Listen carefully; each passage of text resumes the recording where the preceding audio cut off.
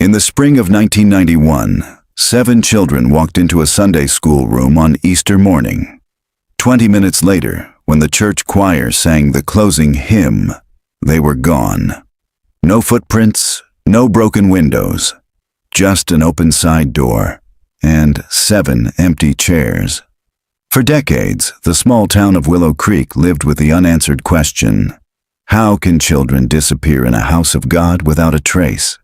But now, in 2025, during renovations to the old sanctuary, a sealed crawl space is found beneath the floor, and inside it, a weathered journal titled Our Last Lesson. What happened to those children wasn't a miracle. It was a plan. If you're drawn to long-form true crime stories with deep emotion, buried secrets, and chilling discoveries, subscribe now. April 7th, 1991. Location: St. Michael's Pentecostal Church, Willow Creek, North Carolina. The final chord of the Easter hymn hung in the air like incense, a moment of suspended stillness before the congregation rose to their feet. The sanctuary, filled with the soft shuffle of dress shoes and the rustle of pastel fabrics, seemed to glow in the filtered morning sun. Pastor Glenn Hardwell stepped away from the pulpit, voice still warm from his sermon. Children will return shortly. Let us bow our heads. Heads lowered, eyes closed. No one noticed the small wooden side door ajar, its latch broken clean. No one noticed the silence down the hallway. The Sunday school room, normally echoing with laughter and the clatter of crayons, sat still. 7 little chairs were tucked neatly beneath the coloring table. 7 open Bibles, 7 untouched juice boxes, and not a single child in sight. The first to sense something wrong was Ruth Ellen Kinnard, a mother of 3. She glanced toward the hall, lips still moving in prayer. Her eyes narrowed. The children should have been coming in by now. Her youngest, Molly, never missed communion. At 11:12 a.m., Ruth slipped out of the sanctuary and padded down the corridor, heels soft against the linoleum. When she opened the classroom door, she didn't scream. She simply stood there, frozen. A crayon rolled from the table and stopped at her foot. The air felt colder. Later, people would argue over the details. Whether the side door was found closed or open. Whether the hall lights were still on. Whether anyone heard footsteps on the gravel outside. But some facts were never disputed. 7 children were accounted for at 10:45 a.m. At 11:10 a.m., they were gone. No vehicles were seen leaving the gravel lot. No signs of forced entry, no witnesses, no bodies. The FBI arrived by nightfall. Search dogs, helicopters, roadblocks, nothing. By Monday morning, the media had descended. By Wednesday, the theories had begun. And by Sunday, 1 week later, the flowers on the altar had wilted, and no child had returned. 34 years later, when they opened the crawl space beneath the sanctuary floor during construction, they didn't expect to find anything, just rotted beams, old piping. But they found something else. A small canvas bag, a Sunday school workbook, and a child's notebook with a single phrase written over and over in shaky pencil. We were told not to scream. April 6th, 1991. Location: Willow Creek, North Carolina. The town of Willow Creek was quiet by design. It had never asked for attention, and in return, the world had mostly left it alone. On the Saturday before Easter, the sidewalks were swept clean. The gas station offered half-price car washes, and the local diner ran a hand-lettered special. Ham and grits. $3.25 with coffee. A plastic banner fluttered from the white picket fence around St. Michael's Pentecostal Church. The words, "He is risen," swayed in the breeze like a prophecy no one questioned.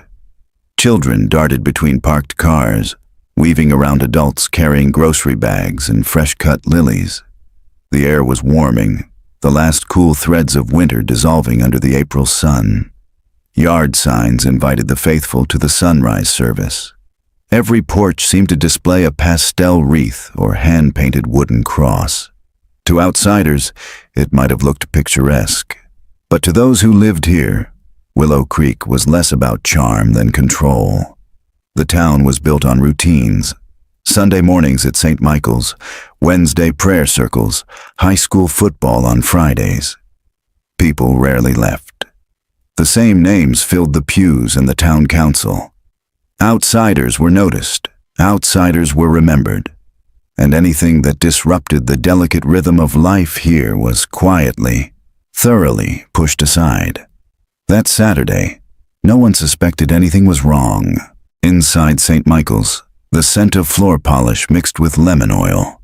The altar had been freshly scrubbed, the brass candlesticks gleamed, and the organist, Mrs. Dorothea Kane, rehearsed hymns alone, her arthritic hands moving with surprising grace across the keys.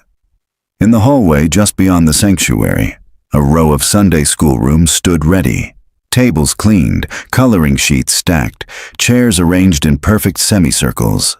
Classroom 2B, the largest of them all, had been decorated for the Easter lesson. Bright construction paper crosses lined the corkboard. A felt lamb on the wall wore a smile stitched by one of the church ladies.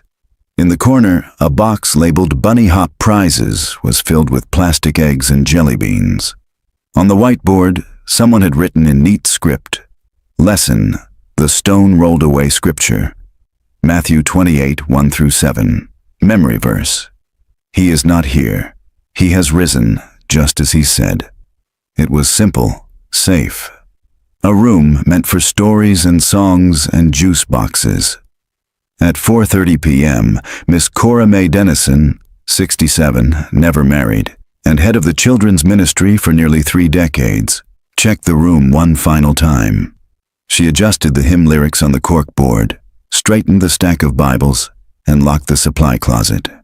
Everything was as it should be. She did not notice the small hairline crack forming in the corner of the classroom ceiling.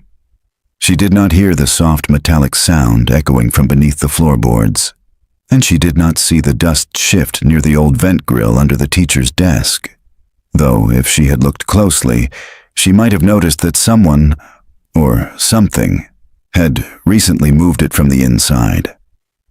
At the edge of town, just past the lumber yard and the old cotton mill that had shuttered 10 years earlier, Mark Kinnard stood in his driveway washing the family station wagon. His 3 children, Caleb, age 10, Molly, age 7, and Danny, age 5, were taking turns spraying each other with the garden hose while their mother, Ruth, called out half-hearted warnings from the porch. "Tomorrow's Easter," she said, laughing. "Don't drown your sister before church." Mark smiled, wiping his forehead with a towel. "They've been looking forward to that egg hunt all week." "Especially Molly," Ruth said. "She's been asking about the chocolate cross all day. I told her to earn it by learning her Bible verse. He is not here. He has risen," Molly shouted from the grass, beaming. "Just like he said." "Smart girl," Mark muttered, pride swelling in his chest. From the porch radio came the faint hum of a gospel station. The DJ was reading announcements, bake sales, a lost dog, a prayer request for a boy recovering from surgery in Asheville. Nothing out of place, nothing to warn them. At exactly 7:12 p.m., a stranger passed through town. A dark sedan. No plates. It rolled slowly down Main Street, stopping briefly at the blinking red light outside the church. No one was around to see it. The diner had closed early. The gas station was empty. The stranger watched the banner fluttering from the picket fence. "He is risen," then turned onto a gravel road and vanished behind the pine trees. Only one person saw the car that night.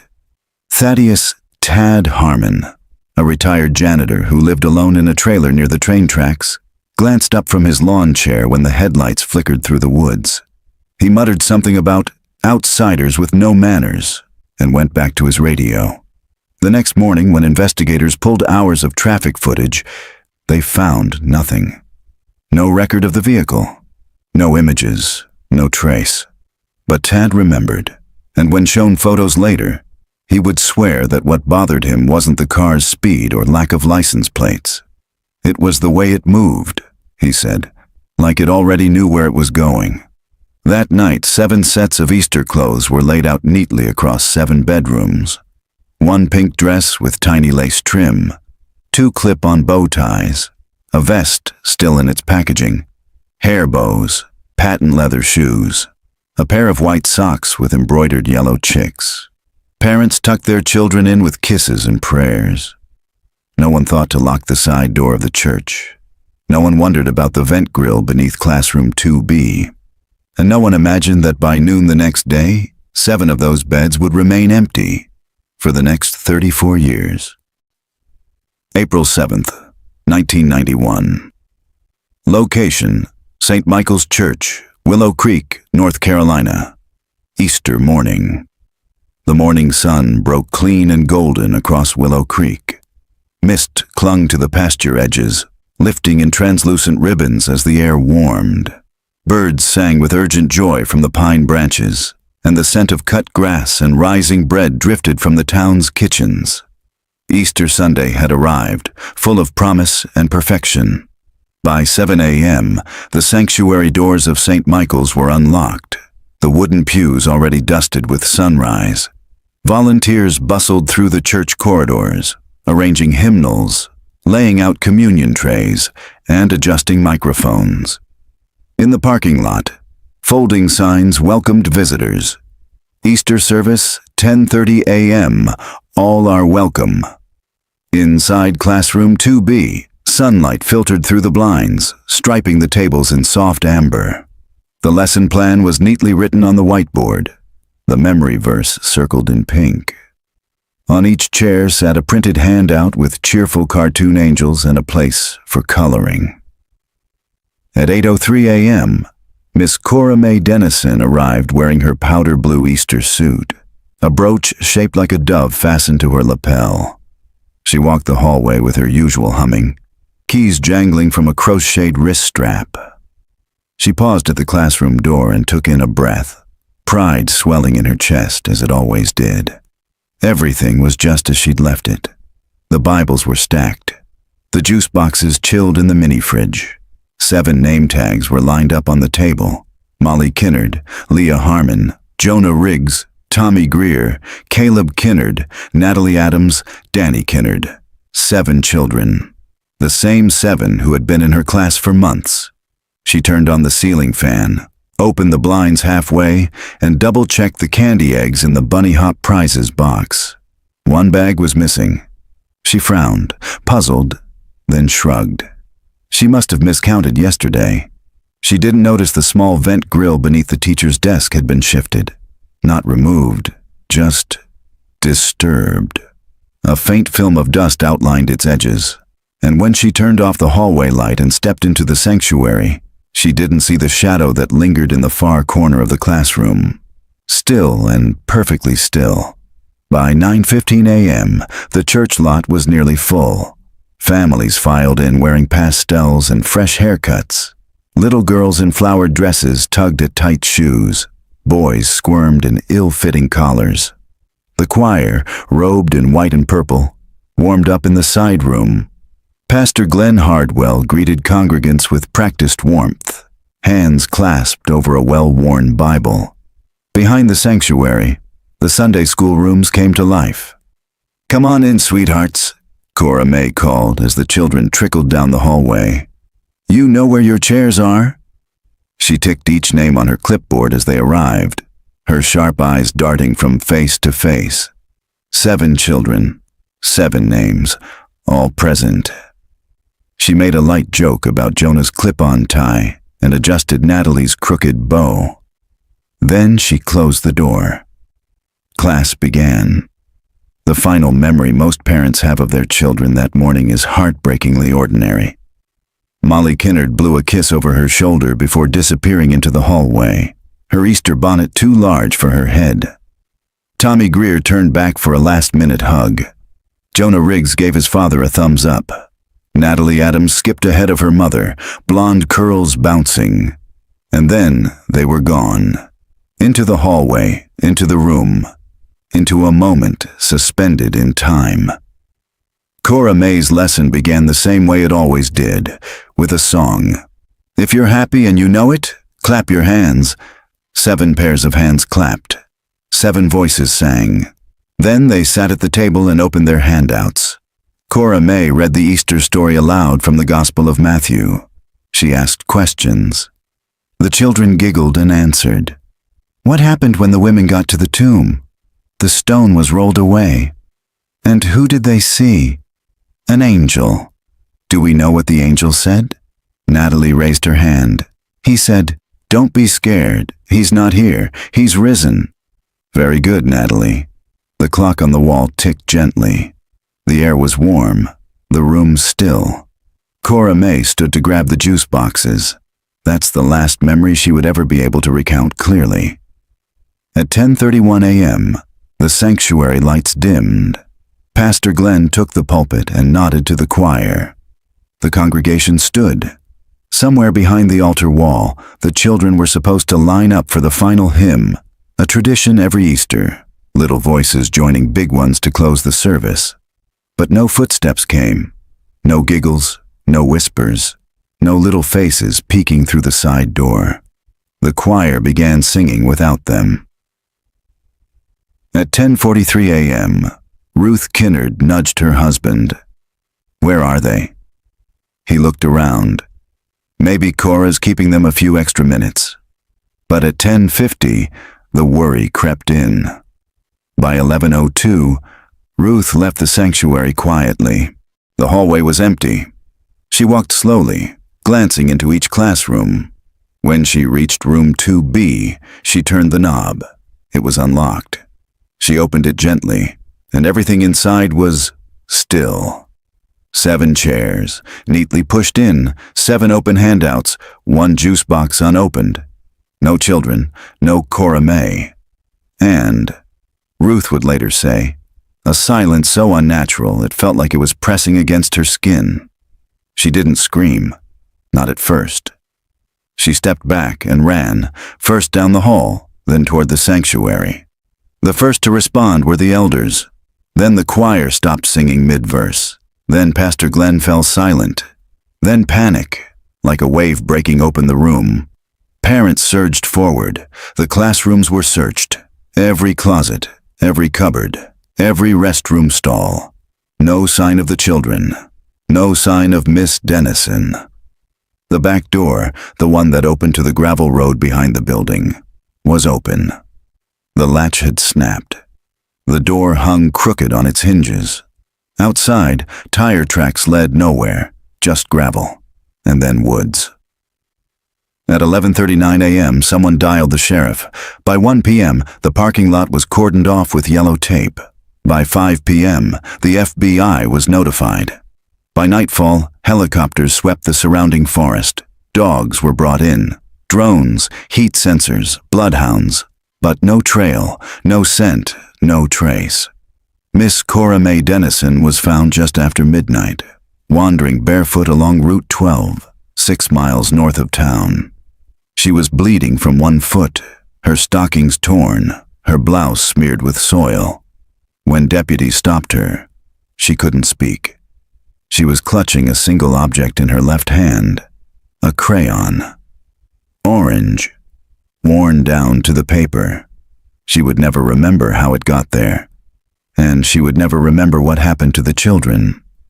All she could say, over and over, was, "They weren't supposed to leave the room." April 8th, 1991. Location, Willow Creek, North Carolina. The investigation begins by sunrise. Monday, Willow Creek was a town under siege, not by tanks or soldiers, but by fear.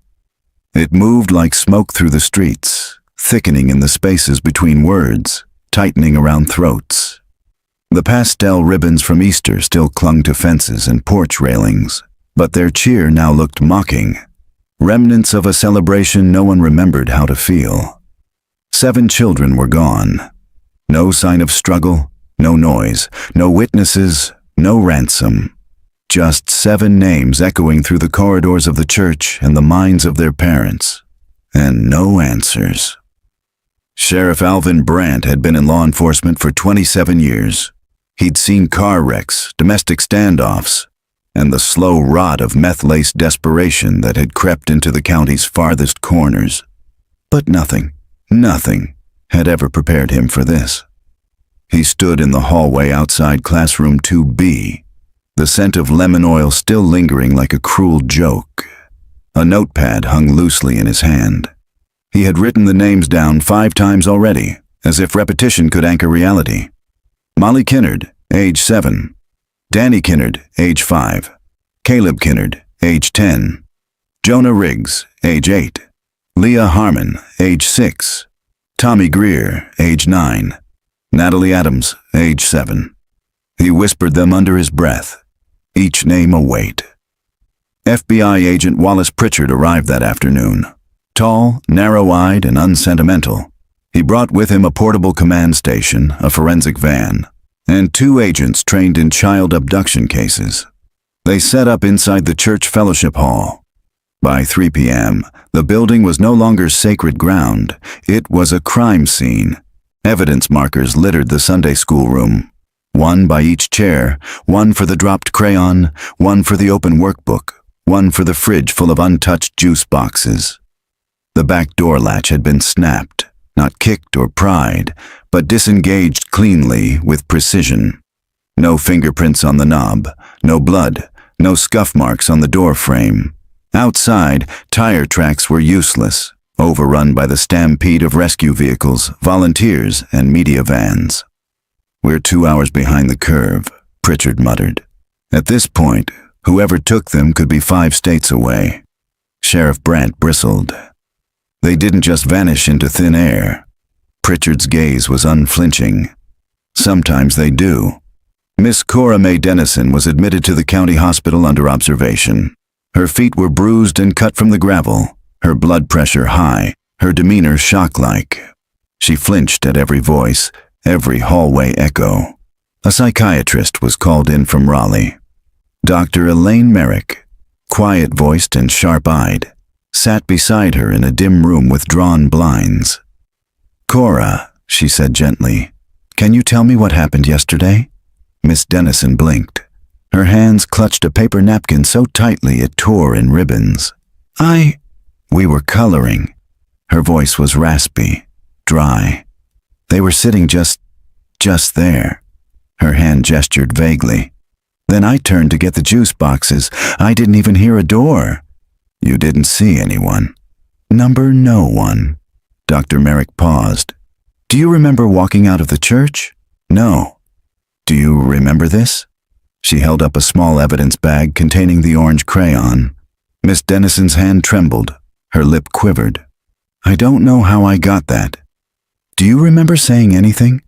Cora Mae looked up, her eyes suddenly distant. "They weren't supposed to leave the room." She said it flatly, like reciting a verse. Then she began to cry, soft, dry sobs that came from a place far deeper than memory. By nightfall, search crews had covered a 2-mile radius around the church. Bloodhounds traced the back field, the creek, and the old cemetery across the gravel road. They picked up one scent, brief and disjointed, leading toward the tree line. Then nothing.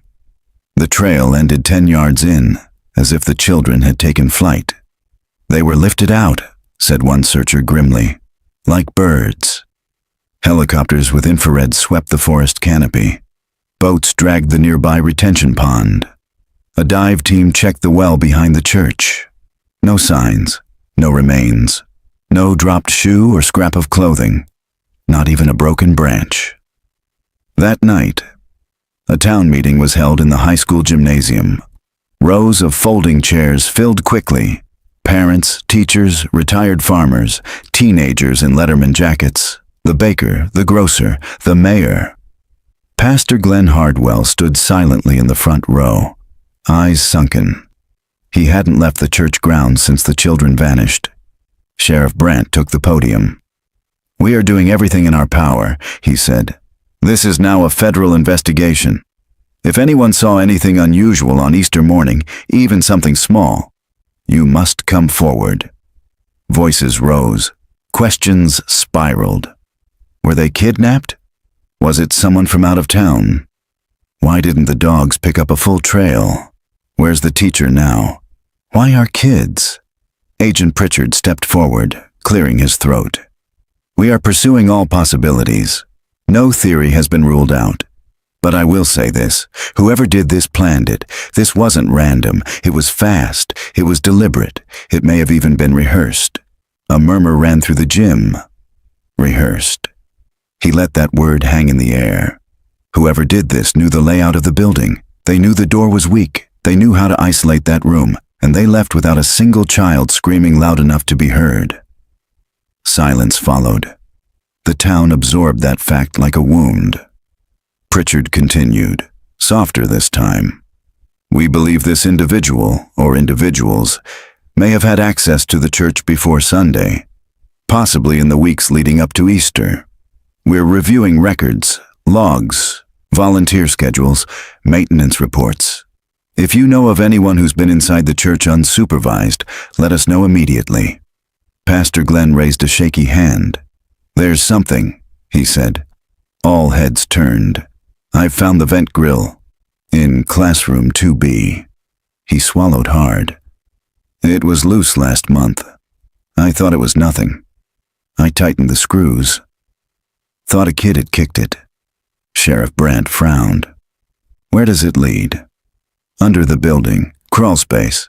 It's only about 2 feet tall. Any access from outside? Technically, yes. There's an old maintenance hatch around back. Been sealed for years. Pritchard's eyes narrowed. Let's open it. That night at 11:48 p.m., 2 agents and Sheriff Brandt pried open the old hatch behind the boiler room. A gust of earth-scented air wafted out, cool and stale. Flashlights swept the darkness. Dead leaves, spider webs, mouse droppings, broken boards. Nothing moved. But 20 feet in, they found it. A path. The ground had been flattened deliberately, hand-pressed. Tiny indentations in the dust, not footprints exactly, but signs of crawling, movement, back and forth. At the far end of the space, directly beneath classroom 2B, something glinted under the beam of a flashlight. A paper tag. It read, Caleb, Group A. Sheriff Brandt picked it up with gloved hands, his pulse quickening.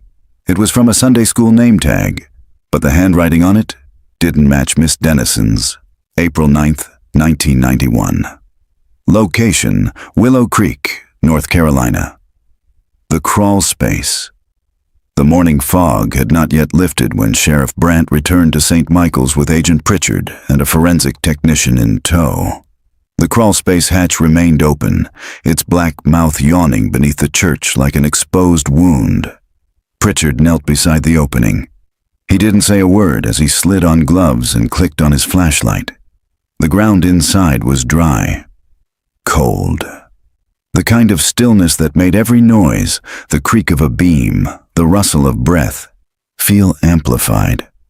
20 feet in, he stopped. The flattened trail remained undisturbed since the night before. Just to the left, pressed into the compact earth, was something no one had noticed. A handprint. Small. A child's. But it wasn't fresh. It had been there for days, possibly weeks. Up above, in classroom 2B, the room had been stripped for evidence. Tables removed, rugs peeled up, floorboards dusted and lifted. What remained was skeletal. Drywall, exposed outlets, a faint stain from a juice box that had leaked and gone sticky in the night air. The vent beneath the teacher's desk was wide open now. From below, voices could be heard murmuring, "Bring the light over here."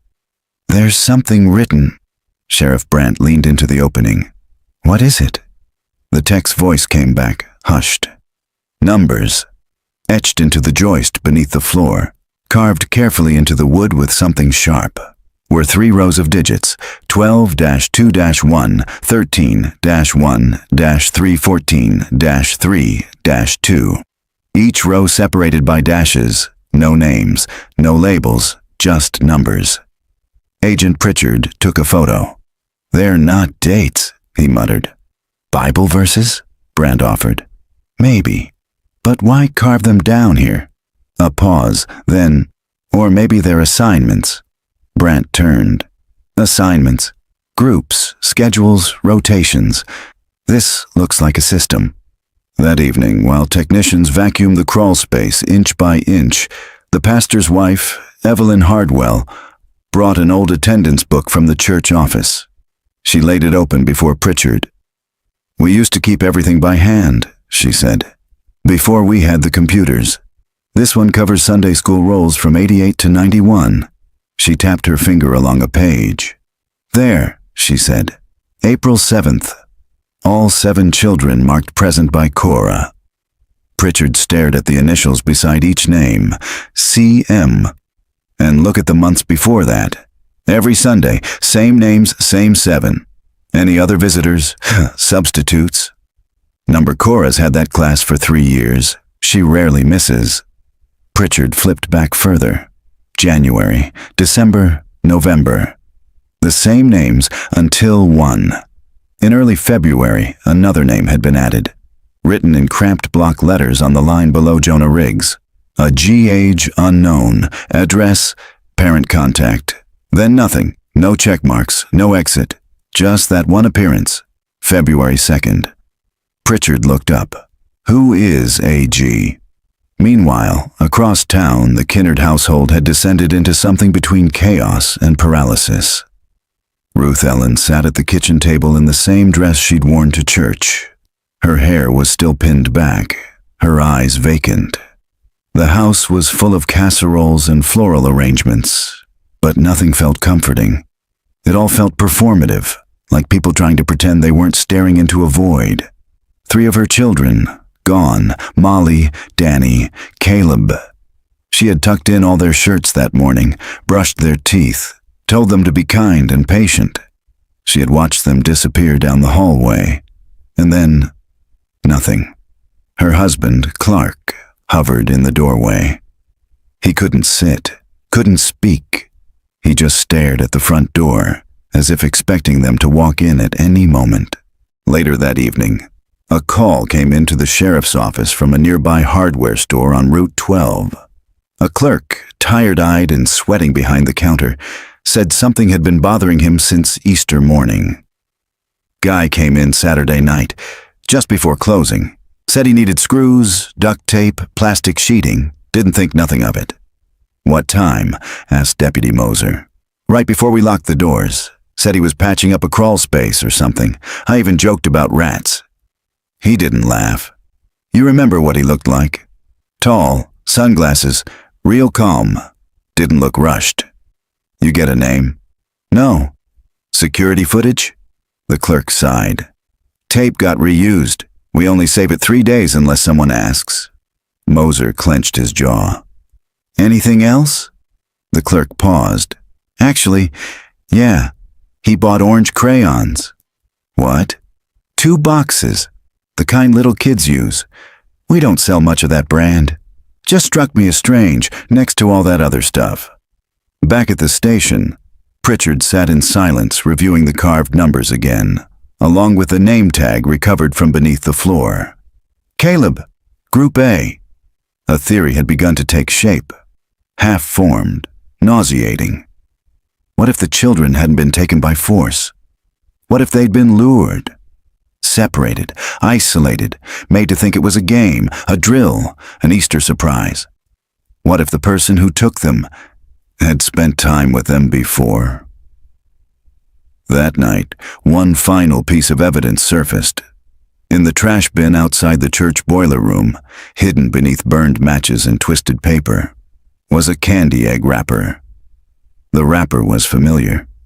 It matched the missing bag Cora May had puzzled over. Only this one had something different written on the inside fold. Faint, in red pen. Group B, next Sunday, April 10th, 1991. Location, Willow Creek, North Carolina. A hidden histo. The morning of April 10th began in silence. The kind of silence that lingers like residue. After the sirens fade, after the cameras pack up, after the casseroles cool. The silence of a town suspended between disbelief and dread. 7 children, 3 days gone. And now a new message. Group B, next Sunday. It felt like a threat, or a promise. At the sheriff's office, Agent Pritchard spread the evidence on a folding table. The name tag, the candy wrapper, the carved numbers, the attendance book with the initials AG. None of it made complete sense, but a pattern was emerging. There were no fingerprints on the wrapper, only partial prints on the inside fold, but not enough to ID. It had been carefully handled, almost ritualistically. Sheriff Brandt paced behind him. "You think this was rehearsed?" "I think it was structured," Pritchard said. "Groups, labels, rules. Something was happening before Easter. Something these kids were part of, and we never knew." Brandt rubbed his temples. "And AG? I want a list of every child who ever attended that Sunday school in the last 5 years, Pritchard said. "Even if they only came once, especially if they only came once." That afternoon, Pastor Glenn Hardwell sat alone in the empty sanctuary. His hands trembled as he opened an old file drawer behind the altar. Inside, loose photos, pledge cards, notes from former congregants, and a locked box, metal, battered, labeled Archives, 1975 to 1986. He didn't remember locking it. The key was still on the same old ring, tucked in the drawer. When he opened the box, dust rose like breath. Inside were folders marked with dates, attendance rosters, baptism records, vacation Bible school sign-ins, and at the very bottom, a faded manila envelope with a handwritten label, Dismissed Volunteer, 1982. He opened it. Inside, a single-page report. Name, Gideon Abel Doob, unknown volunteer. Role, Assistant Sunday School Helper, unpaid. Duration of service, 4 weeks. Dismissed, April 25th, 1982. Reason, breach of conduct. Unauthorized time alone with children during lesson preparation. Notes, no criminal charges filed. Incident not reported to authorities at family request. Parents transferred their children to alternate congregation. Volunteer asked not to return. Keys retrieved. Beneath the paper was a photo. Polaroid, washed out, slightly creased.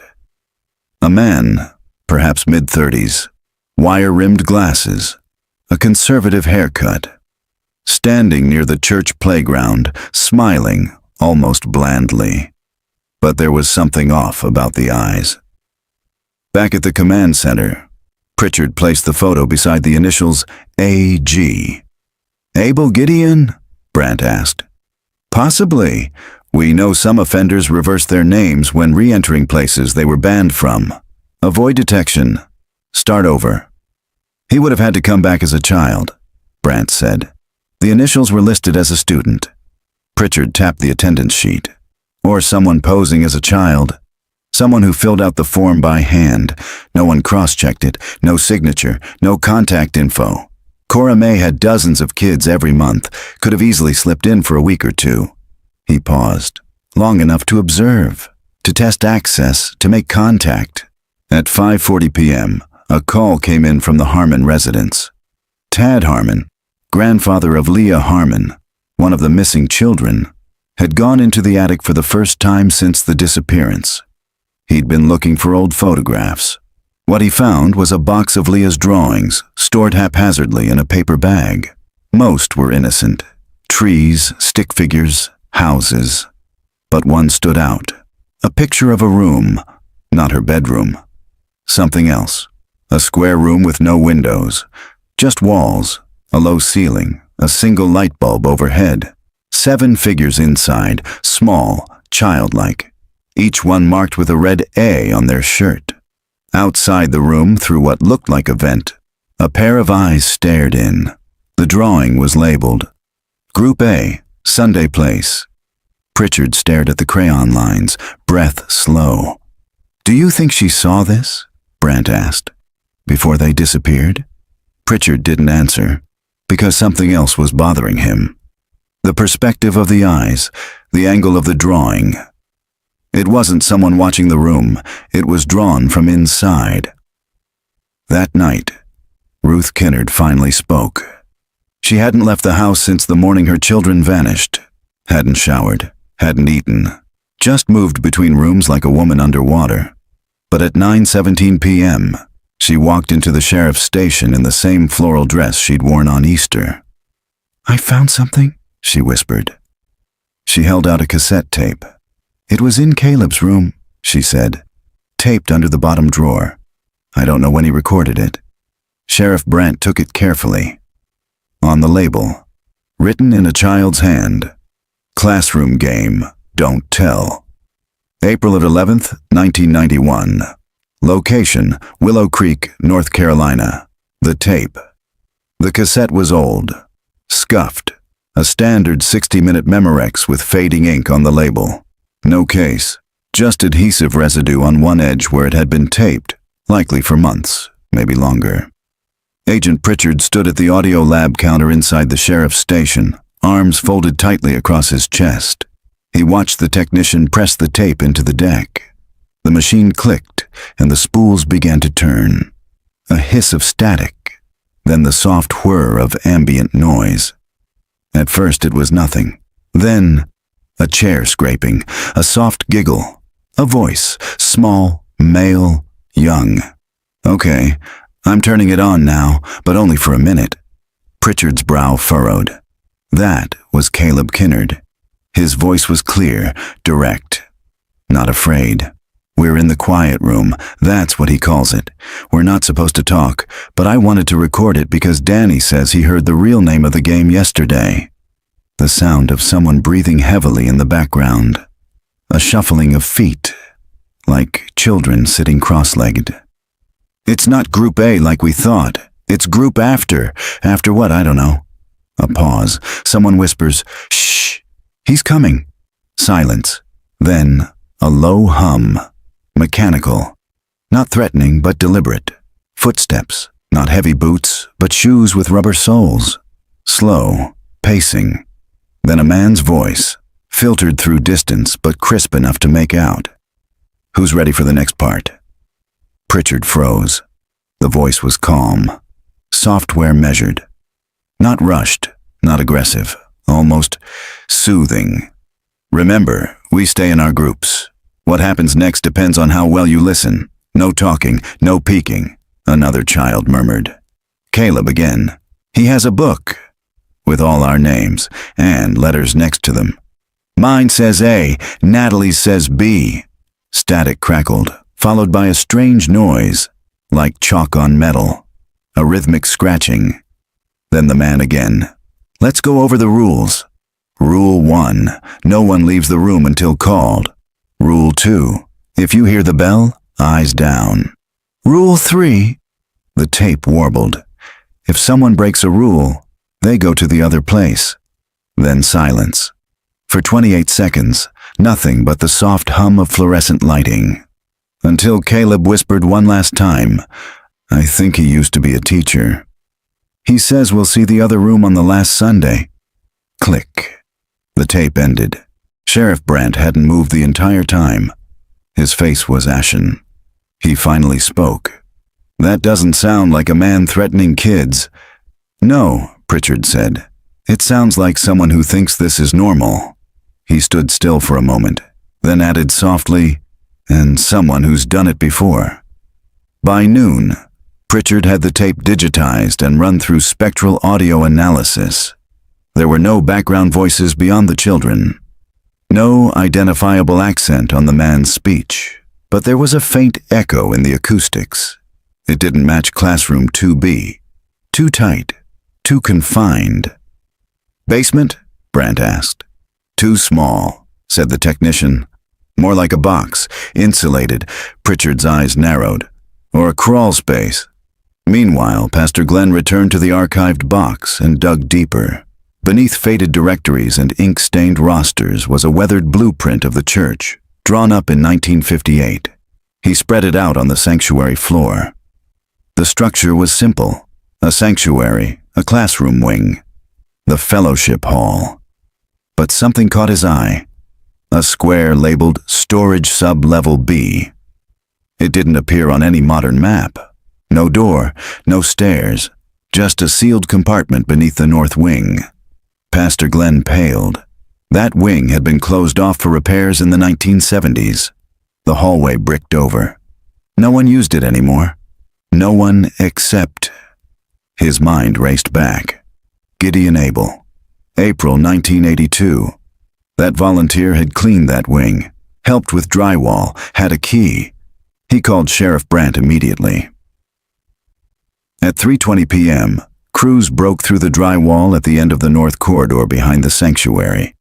Dust choked the air. Behind it, a sealed door, metal, rusting. No handle. Pritchard's voice was low. "Cut it open." With a saw and pry bar, they peeled the door back. The hinges shrieked. The smell hit them first. Dust, mildew, and something older. Something sealed for decades. The room was small, 8 by 8, insulated with foam board and plywood. No windows, a single bulb overhead. Wiring that no longer connected to anything. On the far wall, a board with pegs. 7 pegs. 6 still had items hanging. A shoelace, a sock, a string bracelet, a faded ribbon, a paper name tag, a red plastic bead necklace. The 7th peg was empty. Sheriff Brandt's voice cracked. "These are the kids' things." Pritchard nodded. He pointed to the wall above the pegs, etched faintly in crayon.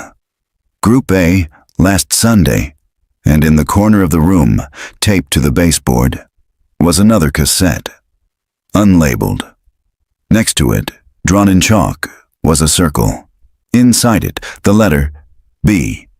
April 12th, 1991. Location, Willow Creek, North Carolina. The second tape. The second cassette was heavier, the kind of weight that suggested it had been played many times, or not at all. Agent Pritchard stared at it under the forensic lamp. No label, no fingerprints, just the faint indent of something once written and scratched out. He turned it over. Something rattled inside. Sheriff Brandt stood just behind him, silent. They didn't play it in the sheriff's office this time. They took it to the FBI field station in Charlotte, 3 hours east, where federal audio engineers were already waiting. It took 10 minutes to stabilize the tape. The ribbon had degraded in parts, warped by moisture and time, but they salvaged enough. The first 30 seconds were silence, then a tone, high-pitched, synthetic, deliberate, then a voice. Not the same as the man from the first tape. This one was deeper, older, gravel-throated, like a sermon spoken after decades of smoke and ruin. Group B begins now, the voice echoed slightly, as if recorded in a metal box or under piping. The acoustics were wrong for a classroom or basement, but it wasn't outside either. It was somewhere sealed, purpose-built. "We have waited. You are special. You were chosen, not taken. You are being prepared." A faint scratching followed. Then a child's voice, barely audible. "I want to go home." "Home is later," the man said. "First, we listen." A rhythmic tapping began. 1, 2, pause. 1, 2, 3. Then the voice again. "You are now Group B. Group A has passed. You must do better." Pritchard stopped the tape. His jaw clenched. He pressed rewind. "Group A has passed." He looked to the technician. "Play it again, slowly." They looped that portion. Passed, not released, not transferred, passed, as in finished, as in gone. Sheriff Brandt stepped away, gripping the back of a chair until his knuckles whitened. "Jesus." Pritchard leaned in close to the speaker. On the loop's final pass, he heard something in the background that hadn't been clear before. Not words. A child humming. Software wavering. A familiar melody. He turned to the technician. "Can you isolate that humming? Get me just that segment?" 5 minutes later, it played again, filtered and focused. Pritchard recognized it immediately. "Jesus loves me." But off-key. Slowed down. Broken. Almost like the child had forgotten the tune halfway through. They played the rest of the tape. At the 15-minute mark, a series of clicks began, metal against metal. Possibly a latch. Then came the voice again. We learn through silence. We listen to the echoes. What is told once must be remembered. Then, a riddle. 7 stood, 7 fell. The room was full, the room is well. One by one they gave their song, but only silence makes you strong. Silence. Then crying. 2 children, possibly more. A scraping, a thud. Then the voice again, calm, measured. Rule 3, no crying. If you cry, the lights go. Seconds later, darkness. Confirmed by the tape's pitch shift, the slight feedback warble of the power source. Then a single child whispering, I can't see. Then nothing. Agent Pritchard sat motionless, a hand to his mouth. This wasn't just ritual or cruelty. This was programming, a system, a doctrine. These weren't random acts. They were rehearsals. Back in Willow Creek, Evelyn Hardwell stood at the pulpit, alone. She hadn't attended service since Easter Sunday. She avoided the sanctuary, avoided the mirror, avoided the sounds of children at the grocery store. But she returned that morning to pray. She moved quietly past the bricked-up hallway, past the flower arrangements now wilted with neglect, and into the pastor's office. There, she pulled a book from the shelf, an old hymnal used during children's choir in the 1970s. Inside, she found what she was looking for. A folded sheet of paper tucked between pages.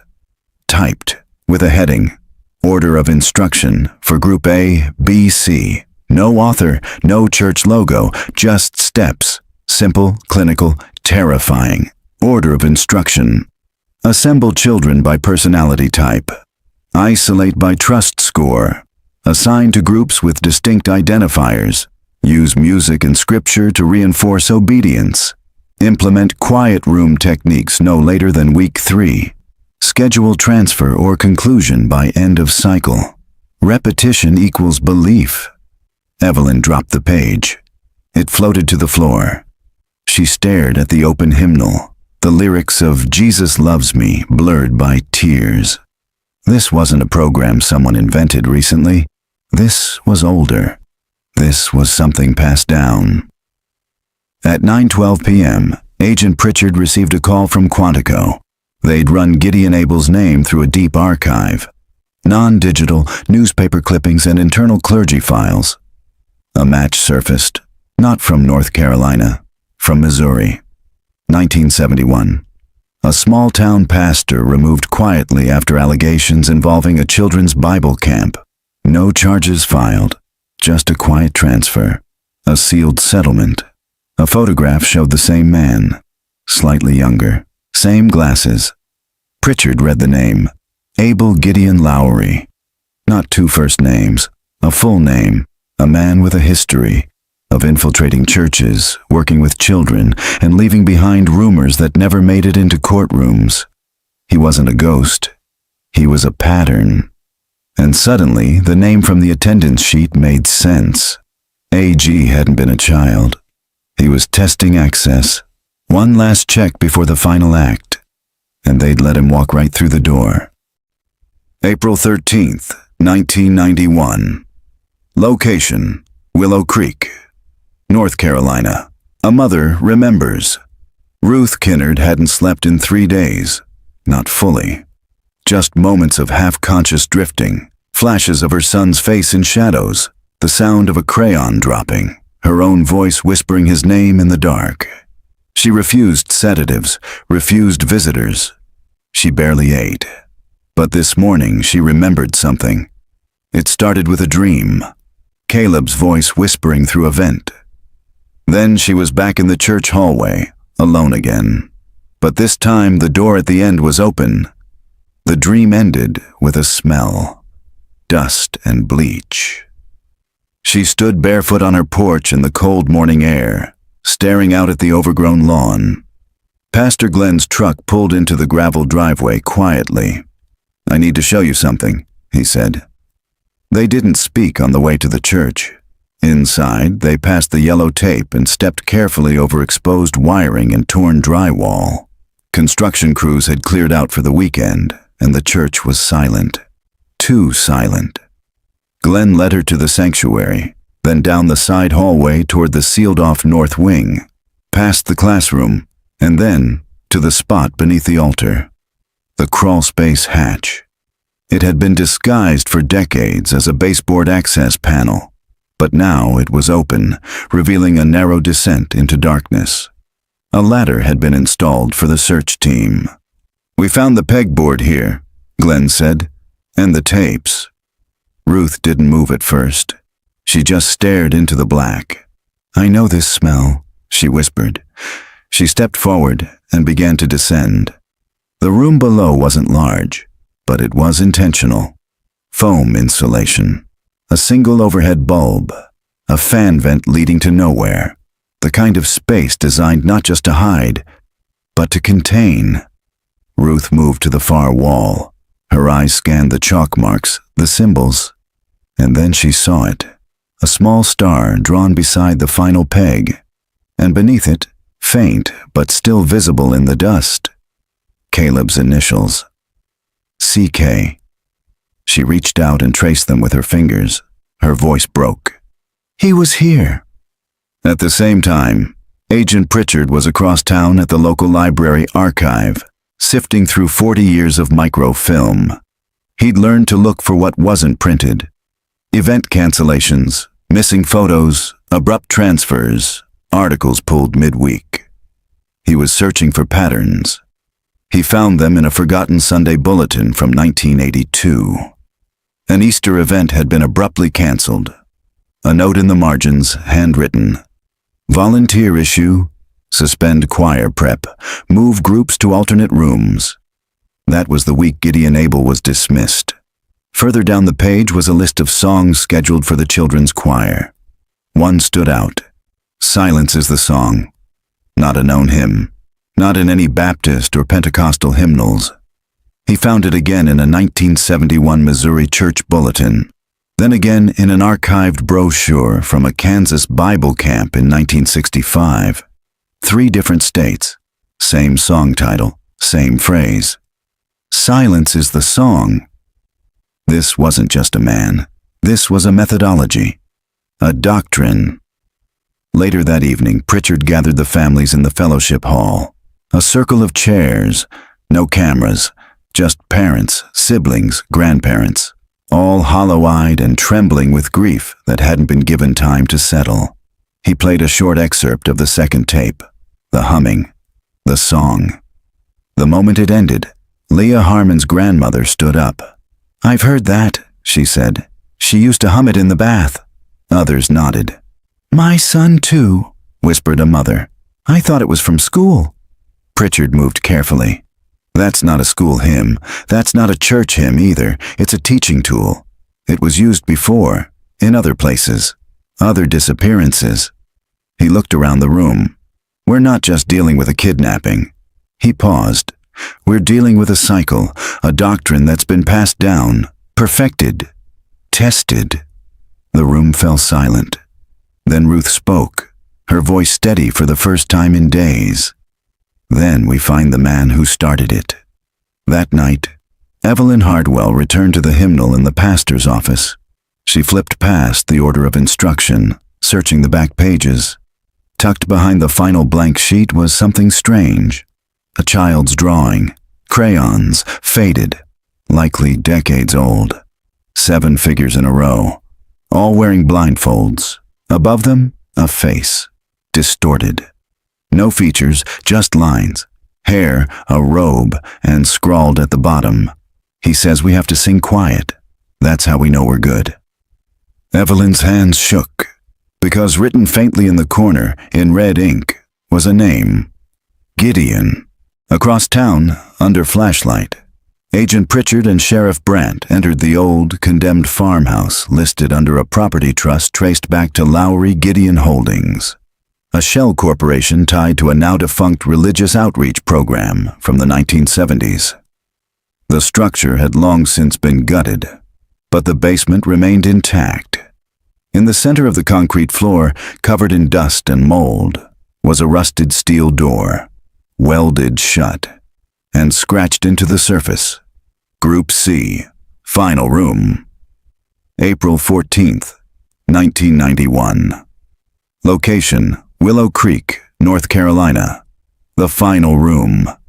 The rusted steel door groaned as the torch cut into its seams. Agent Pritchard stood just behind the welding team, watching smoke curl through the basement of the abandoned farmhouse. His flashlight beam trembled slightly, not from fear, but from tension that had been tightening across his chest for days. Sheriff Brandt wiped sweat from his brow, eyes fixed on the door as it finally cracked. They pried it open slowly. A burst of stale air poured out, musty, thick with rot and metal. The flashlight revealed a steep staircase descending into darkness.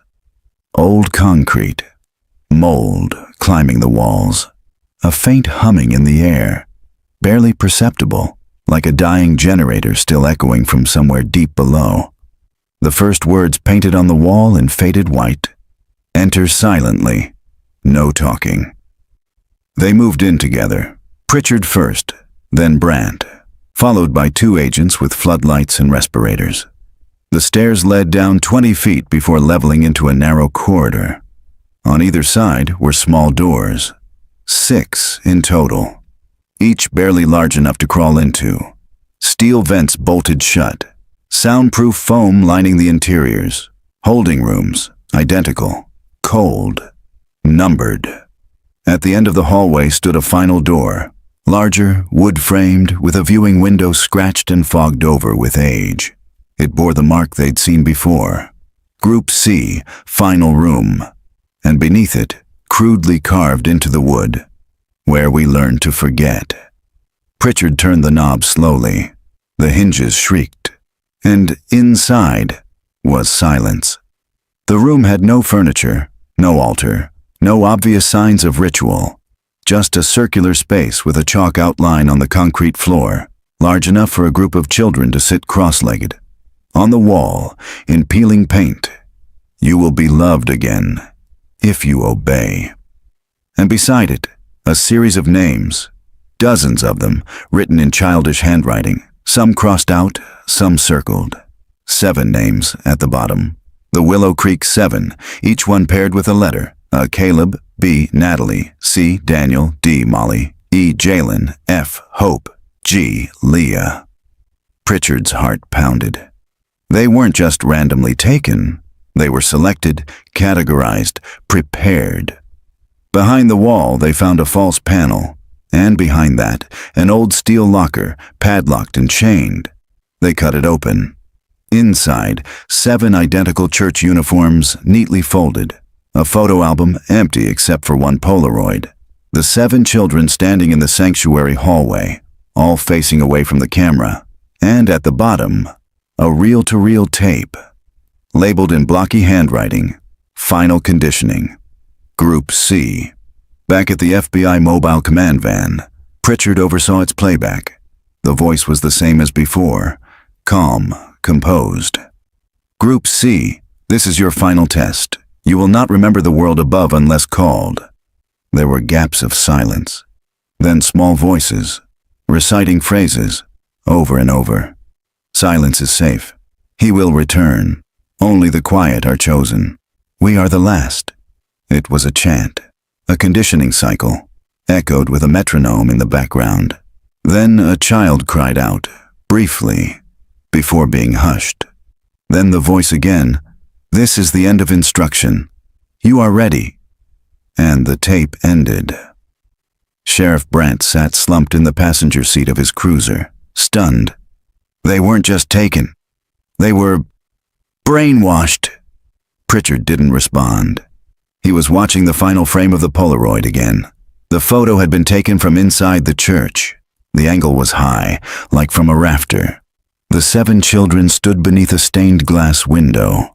All their heads were turned, but behind them, just barely visible in the colored light, was a man, dressed in black, unrecognizable, but his height, stance, and outline matched someone from the past.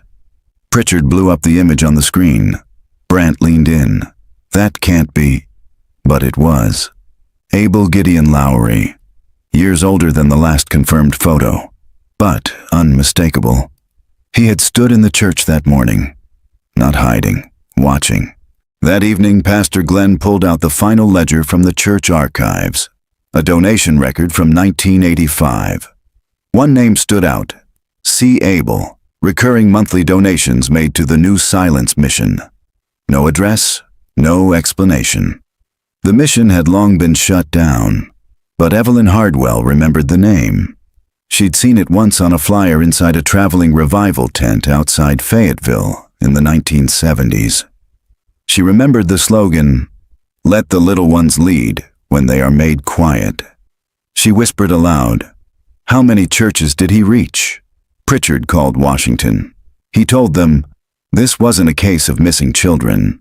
It was part of a network, decades old, mobile, evangelical in language but rooted in psychological conditioning and isolation.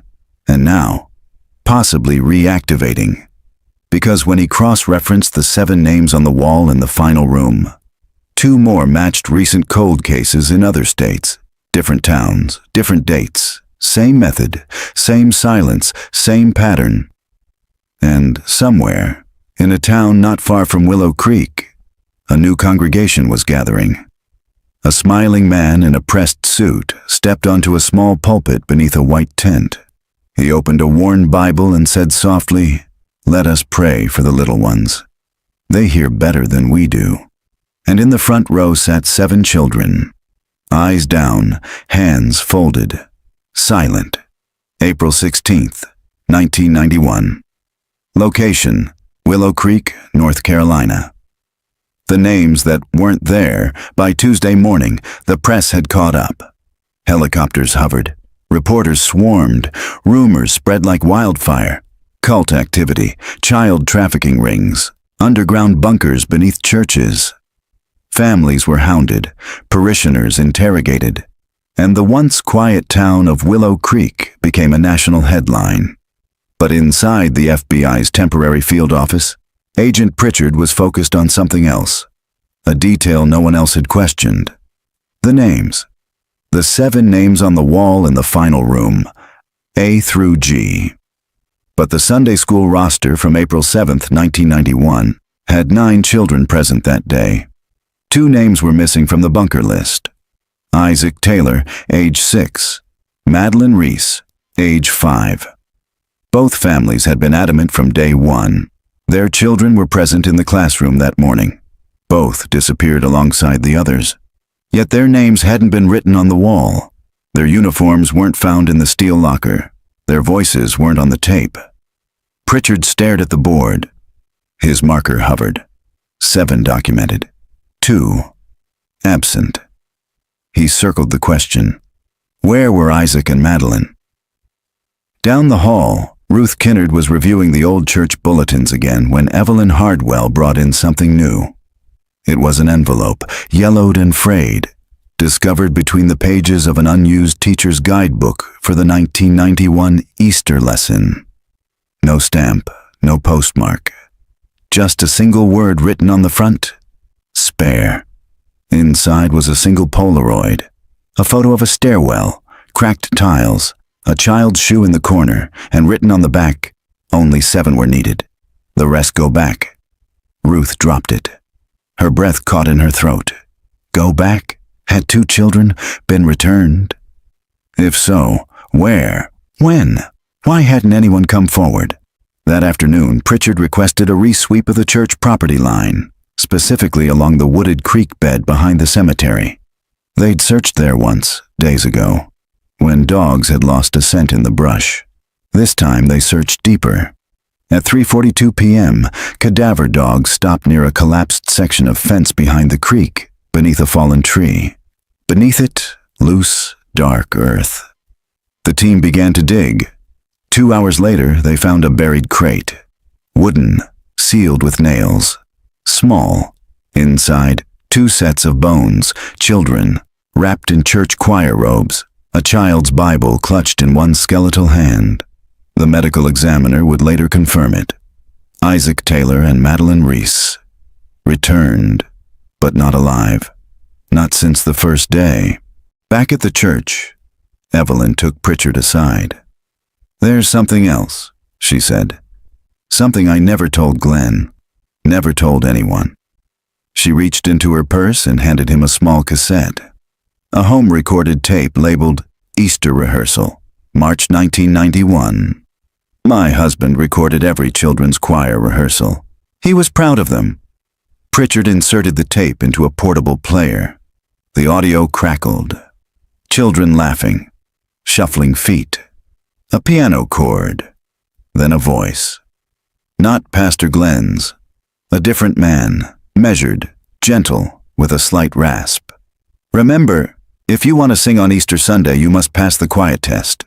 Children giggled nervously. One asked, "What's the quiet test?" The man chuckled. Silence under pressure. Stillness in the dark. Listening without speaking. Obedience. Another child asked, "Why?" His voice turned soft. "Because silence is how we hear his voice." Pritchard froze the tape, rewound it, played it again. The voice matched the second reel to reel tape. The same cadence, same inflections. It wasn't Pastor Glenn. It was Gideon Abel Lowry. He'd been rehearsing the children, not just for music, for obedience. Later that night, Pritchard reviewed the original class photos from 1991. All children lined up for Easter week. In the very back, partially obscured, was a man in a choir assistant robe. Young, gaunt, unfamiliar. He wasn't on staff, not in any church directory. But Ruth recognized him instantly. "That's the man who brought Caleb a coloring book," she whispered. "Said he was filling in for Sister Marion." Pritchard stared closer. The man's name tag had been folded under, but a few letters were visible. Dion. Abel Gideon. Sheriff Brandt walked into the office pale. "You need to see this." He dropped a folder on the table. It was a maintenance report from 1979. A leak under the sanctuary floor. A repair order was filed, then canceled. In the margin, a handwritten note. "Keep the access panel sealed. Not safe to open again." He said it's part of the design. Signed, G. Abel. This had never been about chance. This wasn't a single day's crime. It was a ritual repeated, perfected, and institutionalized over decades. Pritchard sat alone for a long time after everyone left. He played the final tape once more. Not to analyze, just to listen. Near the end, after the chanting stopped, a child whispered one final sentence, almost inaudible beneath the tape hiss. "I still remember my name." And in that moment, Pritchard knew. One of them might still be alive. April 17th, 1991. Location, Willow Creek, North Carolina. One still remembers. The sun broke through the tree line just past 7 a.m., casting long beams across the side of the church. But inside the FBI field office, no one noticed the light. They were too deep into darkness. Agent Pritchard hadn't slept. The tape kept echoing in his mind. "I still remember my name." It wasn't a cry. It wasn't a sob. It was defiant, steady, a small voice pushing through years of conditioning, and it changed everything. If one of them remembered, then one of them might still be free. Not just alive, aware. He met with Ruth and the other families that morning. They gathered in the basement fellowship hall, chairs in a quiet circle, grief dulling into something sharper. Determination. Pritchard played the audio. "Let it run." He pointed to the final words. "You hear that?" he asked. Ruth nodded. "That's Caleb." The others looked at her, startled. "I know my son's voice," she said. "I don't care how many years it's been." Hope stirred, but it was cautious, fragile. Sheriff Brandt spoke up. "If one child resisted, there may be a trail. Somewhere he slipped out of the system. Maybe tried to reach someone." "We combed everything," one of the agents said. Hospitals, foster records, name changes. Nothing connects. Pritchard was silent. Then he said, "You're looking for children who forgot who they were. But what if we look for someone who never did?" At noon, they pulled the 1992 psychiatric intake logs from surrounding counties, cross-referenced with runaway reports. And that's when they found it. A boy, approximately 8 years old, found wandering the roadside in Orange County, North Carolina, in late May 1991, 2 months after the Willow Creek disappearance. Malnourished, dressed in a child's choir robe, refused to speak, would not answer to any name, no matching fingerprints. He had one possession, a folded paper star clutched in his hand. He was admitted to a state hospital under the name Starling Doe, transferred 3 times over the next decade, finally placed in a long-term psychiatric group home under a new identity. All records marked confidential. Pritchard got on the phone. 3 hours later, he and Ruth were in the car, driving east. Fields rolled by in silence. Ruth clutched the tape recorder in her lap. She hadn't cried, not since the dig. She refused. "If it's him," she said, "I want to be the one who says his name first." Pritchard nodded. They arrived at the facility, a converted farmhouse outside Durham. Quiet, peaceful. A counselor met them inside. "He doesn't speak much," she warned, "but he draws a lot." They walked down the hall. Room 4B. Ruth paused at the door. The counselor knocked gently, then opened it. Inside, a young man sat on the floor, surrounded by drawings, stars, circles, pegboards, and one recurring image, a church sanctuary with a small side door slightly ajar. He looked up, eyes wide, pale. Ruth stepped forward, voice trembling. "Caleb," she said. He stared. Then, slowly, his hand reached for a paper. He held it out to her. She took it. It was a drawing of 7 children standing in a line, each one with a letter over their heads, a through G, but one had a name written beneath it. C. Caleb. She dropped to her knees. Her hands reached for his. He didn't pull away. Then, in a broken whisper, "They told me I had to forget." She held him close. "You don't have to anymore." Back in Willow Creek, Evelyn was piecing together the final documents from the church archives. She found something wedged between the hymnals, a ledger entry from 1966. It was from a different church, different town, but the handwriting matched, and at the bottom, transferred choir discipline methodology from Group A, recommend continuation under new instruction, G. Abel Lowry. This went back decades. It wasn't just Willow Creek. It wasn't even North Carolina. It was everywhere. Pritchard returned with Caleb that evening.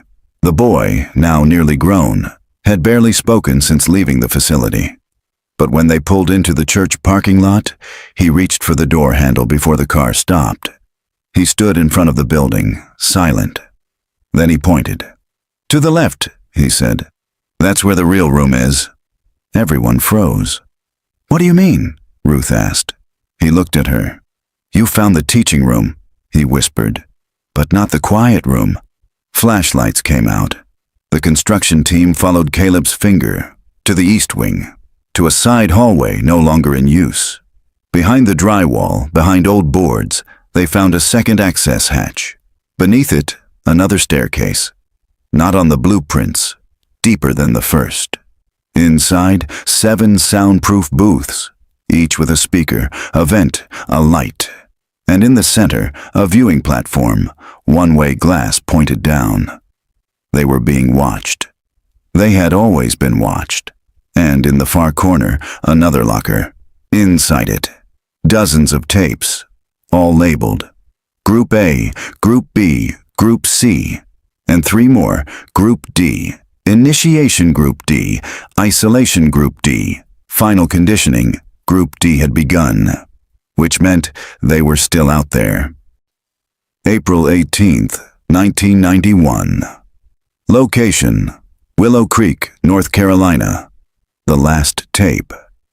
The room smelled of dust and wires. Agent Pritchard stood at the back of the sanctuary, watching as the final tape was loaded into the reel-to-reel machine. The player had been cleaned, prepped, tested. He didn't breathe as the reels began to spin. The label on this one was different. Group D, Final Conditioning. Master Cut. Sheriff Brandt stood beside him, arms crossed. Ruth sat on the front pew, clutching her son's hand. Caleb hadn't let go of her since they returned. The audio began with silence. Then, a voice. Not Gideon's. Softer, female, measured. Group D, you are special, the world above doesn't deserve you. There was the faint hum of a metronome in the background. Then a deep, rhythmic tone, designed to lull. When the bell rings, you will forget your name. When the light returns, you will remember your purpose. Children responded in quiet unison. We remember. We obey. We wait. The voice continued. Silence is the gift. Speech is the sin. One day he will speak through you, but only if you stay quiet long enough to listen. The audio paused, then began again, this time filled with childlike humming. A lullaby, not in English, just sounds, rhythmic, hypnotic. And then, the door in the back of the church creaked open. All heads turned. A man stepped inside, older, gray-bearded, thin. His hands were raised. I came to stop it, he said. Gasps filled the sanctuary. Ruth stood. Gideon? He nodded. His voice was tired, hollow. I walked away once, but they didn't. Others took it, used it, changed it. I didn't finish what I started. Brandt pulled his sidearm. Hands where I can see them. Gideon didn't resist. He walked to the altar and placed a small metal box on the table. The real tape, he said. Not the broadcast version. This one was never played. Because I couldn't. Pritchard stepped forward. Opened the box. Inside, a tape labeled Redemption Cut, Group C, and a note in shaking handwriting. This ends with you. Let them go. The redemption cut began softly. No voice, just the sounds of children breathing. Then, a child speaking. My name is Caleb. I remember my house. I remember my mom. Then another voice. I am Hope. I remember the color yellow. And another. Daniel. I remember wind. One by one, the 7 voices spoke. And then the female voice returned, not the instructor, but someone else. Gentle, warm. If you remember your name, they cannot keep you. Say it out loud. The children repeated their names, over and over. We are not Group C. We are not the quiet. We are real. The tape ended with a sound like wind chimes. Caleb stared at the machine as it clicked off. I do remember, he said softly. All of it. I just didn't know what was real. Ruth pulled him close. It's real now. Gideon was arrested without resistance. On the record, he confessed to organizing the early iterations of the program. Said it began as an obedience model in the late 60s, borrowed from missionary techniques. But somewhere along the way, it was hijacked, replicated, twisted. Others began creating their own groups, claiming children needed to be purified from the world. He said he tried to dismantle it. He failed, but he left breadcrumbs, tapes, journals, hoping someone would find them if the system ever activated again. I thought it died with me, he said. But evil never dies, Pritchard said. It waits. 3 weeks later, a coordinated multi-state raid was launched based on the data in Gideon's ledgers. 6 church properties, 4 independent ministries, 2 old orphanage compounds. In one of them, they found 5 children in soundproof rooms, eyes wide, hands folded, mouths closed, all under the banner of a non-profit called New Silence Institute. It had been rebranded, hidden in plain sight, but now exposed. Caleb testified in a closed hearing. then vanished into a protected identity program. No one would see him again. But the morning he left something in the mailbox at St. Michael's. A single photograph, 7 hand-drawn stars, all different colors, and beneath them, we were told not to scream, but now we speak. April 7th, 2025. Location: Willow Creek, North Carolina. Rededication. Sunday. The church had been rebuilt mostly. New floorboards, new pews, a new sanctuary mural. But the shadow still lived there, behind the stained glass. Ruth sat in the front pew beside Pastor Glenn, older now, frail. She wore a sunflower pin. In her hand, she clutched a folded paper star. The service began with a reading from Psalms. Then, from the back of the church, came the sound of footsteps. Children entered. Local students, carrying candles, one for each of the Willow Creek 7. As they reached the altar, the sanctuary filled with light. And in that silence, not one person bowed their head. They watched, and they remembered. Not just what was lost, but what was found.